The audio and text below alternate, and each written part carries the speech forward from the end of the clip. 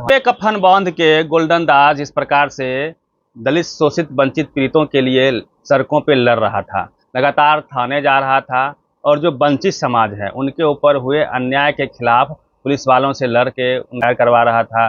और पुलिस कहाँ क्या किसको बचा रही है, छिपा रही है, उसको वो एक्सपोज करता था। पुलिस की नज़रों में तो था ही हुआ।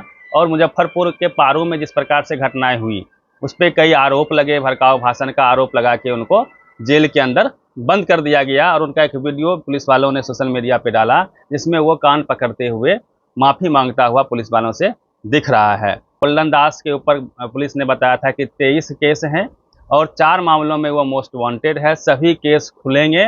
2 और केस उन्होंने लगाने की बात कही थी। गोल्डन दास के उस केस को प्रसिद्ध एडवोकेट पटना हाईकोर्ट के अरुण कुशवाहा जी देख रहे हैं।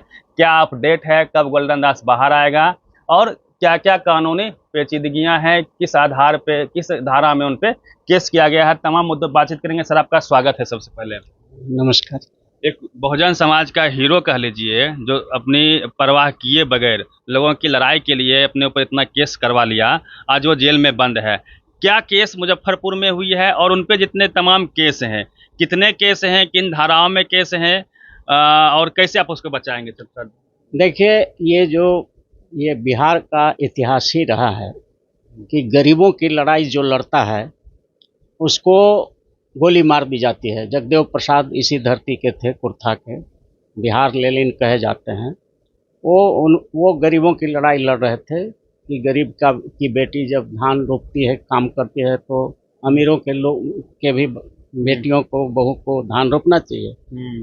तो उनको सरेआम सभा में गोली मार दी गई थी। मैं भी उस घटना में था। 8वां में मैं पढ़ता था जिस दिन उनको गोली मारी गई थी घेराव में। मैं भी स्कूल से निकल करके गया था। तो गरीबों की लड़ाई लड़ने वाले पर तरह तरह के जुर्म और अत्याचार किए जाते हैं अमीर वर्गों के द्वारा। और ये गोल्डन दास भी जो लड़ाई लड़ रहा था वो सीधे सीधे लड़ाई चल रहा था कि पुलिस जो अत्याचार करती है, सारे पुलिस नहीं एक तरह के हैं, लेकिन अधिकांश पुलिस के जो लोग होते हैं, जो थाना में पोस्टिंग है, वो वहाँ के नागरिकों की सुरक्षा के लिए तो बनाए जरूर गए हैं, लेकिन उनके द्वारा अत्याचार, उसमें से कुछ पुलिस अधिकारी ऐसे हैं जो पुलिस के पद का दुरुपयोग करके और प्रताड़ित करते हैं वैसे लोगों को जो पुलिस को सही काम करने के लिए प्रेरित करता है या जाकर के उनको कहता है। उसी में गोल्डन दास का जितना भी आता है वीडियो आता है, उसमें हर जगह वो संविधान का किताब लेकर के जाते हैं। बिल्कुल। या कहीं कहीं देखते होंगे कि वो FIR का कॉपी लिए हुए हैं, केस डायरी का कॉपी लिए हुए हैं। और पारू का जो घटना हुआ है उसमें भी जो वीडियो आया है, वो थाना प्रभारी को कह रहे हैं कि ये उनकी पत्नी, माने वो जो महिला है, जो माँ है विक्टिम की, लड़की की, वो FIR में लिखी है कि हमारे बेटी को 12 बजे रात में 5 लोग आए, संजय राय एक थे, उनके साथ 5 लोग आए और उठा करके लेकर के चले गए। तो ये अपहरण का मामला था। और 12 बजे रात में 5 आदमी मिलके किसी लड़की को उठा के, नाबालिग लड़की को उठा के ले जाए, तो ये अपहरण का, यही कह रहे थे कि अपहरण का क्यों नहीं लगाया। बिल्कुल सर, आप तो मूर्ख हैं, यही बोलना है। तो ये बात रिक्शा चलाने वाला भी जानता है कि अगर किडनैपिंग हुआ है तो अपहरण का मामला बनेगा, और आप पुलिस पदाधिकारी हैं तो अपहरण नहीं लगाया है, तो इसमें गलत क्या था? ये लैंग्वेज हो सकता है कि मूर्ख कहना, ये लैंग्वेज, ये वो भी कोई ऑफेंस नहीं है। लोग सवाल कर सकते हैं, सहमत और असहमत हो सकते हैं। इरादे में कोई गड़बड़ी है, गोल्डन दास इस प्रकार से लगा। इंटेंशन ऐसा था कि ये सेक्शन आप लगाइए, जो सेक्शन आपने छोड़ दिया है वो सब सेक्शन लगाइए ताकि पीड़िता को न्याय मिल सके। तो ये कहीं से भी कोई गलत नहीं था। और भारत के संविधान में आर्टिकल 19 में हर नागरिक को ये अधिकार है, विचार अभिव्यक्ति की स्वतंत्रता है, और संविधान में दिए गए कानून का जो प्रावधान है, अगर उसका कहीं भी वायलेशन हो रहा है तो उसके खिलाफ लड़ने के लिए, संघ बनाने के लिए, संगठन बनाने के लिए आर्टिकल संविधान का 19 है, जिसके तहत पावर दिया गया हर नागरिक को। तो उसी पावर का इस्तेमाल करते हुए गोल्डन दास ने एक संगठन बनाया है जिसका बहुजन आर्मी नाम है। अब बहुजन आर्मी लोग कहता है, पुलिस बोल रही थी कि रजिस्टर्ड नहीं है, तो जब पुलिस वाले से पूछिए, ये लोग ABCD भी संविधान का नहीं जानता है। भारत के संविधान के आर्टिकल 19 में ये लिखा हुआ है कि कोई भी व्यक्ति अपना संघ बना करके शांतिपूर्ण ढंग से प्रदर्शन कर सकता है, विचार की अभिव्यक्ति कर सकता है, कोई रोक नहीं है। रजिस्ट्रेशन मैंडेटरी नहीं है संविधान में, नहीं है। संविधान में कहीं नहीं लिखा हुआ है कि कोई संगठन आप बनाए हैं, संघ बनाए हैं, तो उसका रजिस्ट्रेशन होना जरूरी है, ऐसा मैंडेटरी नहीं है। आपको पता है, अन्याय हो तो हम खड़े हो सकते हैं। हाँ, 5 आदमी हम लोग संगठन बना करके लड़ाई लड़ सकते हैं। आपको पता होना चाहिए कि RSS बहुत पुरानी संगठन है, लेकिन आज तक उसका रजिस्ट्रेशन नहीं है। हाँ, लेकिन वो लड़ाई लड़ रही है। तो भारत के संविधान के आर्टिकल 19 में जो संघ बनाने का बाबा साहब अम्बेडकर ने दिया है अधिकार, शांतिपूर्ण तरीके से अपनी बात रखने का, लड़ाई लड़ने का, तो वो अधिकार में रजिस्ट्रेशन संघ का होना कोई जरूरी नहीं है। रजिस्ट्रेशन सिर्फ इसलिए कराया जाता है कि उसी नाम से कोई दूसरा न चलाने लगे।